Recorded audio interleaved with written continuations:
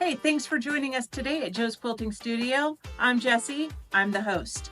So today I want to talk about how we are going to load our design from the previous day. So last night I had to shut it down. I only did these couple of rows and now I need to restart it. So I've actually come over here and I've advanced my quilt and I've given myself a whole clean palette to be stitching in. And then I need to realign this. So you can do this a couple of different ways. You can come over and you see this is a blue bonnet pattern. So you can actually come over and you can count your blue bonnets. So we're gonna reposition to the center and I'm gonna count my blue bonnets. One blue bonnet here, 2, 3, 4, 5, 6. And then I'm gonna come over here and I'm gonna go 1, 2, 3, 4. Alicia, how many blue bonnets was it? 6. Was it 6? Okay, let me start over. 1, 2, 3. It gets confusing, especially when you're doing something with a lot of repetitive motifs. So here in the studio, we do it this way, and I'm going to teach you that technique.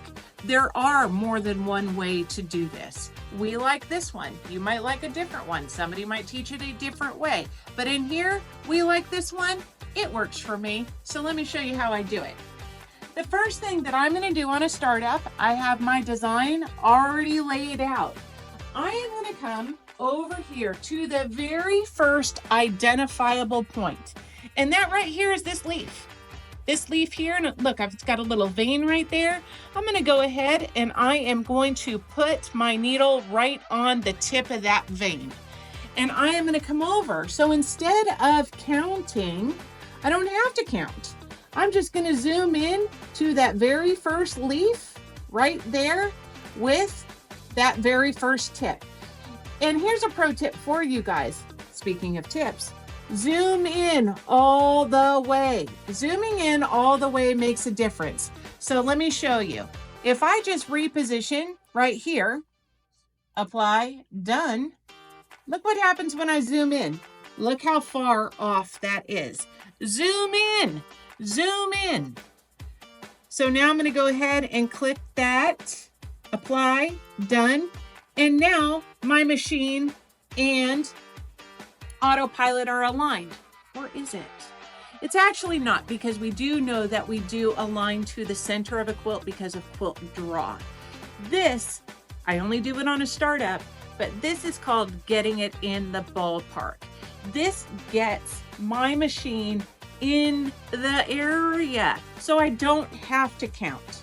So now I'm going to go ahead, I'm going to full view this out, and then I'm going to drag my machine and dragging it by the bottom of the handles. We don't want to accidentally hit a button and tear a quilt.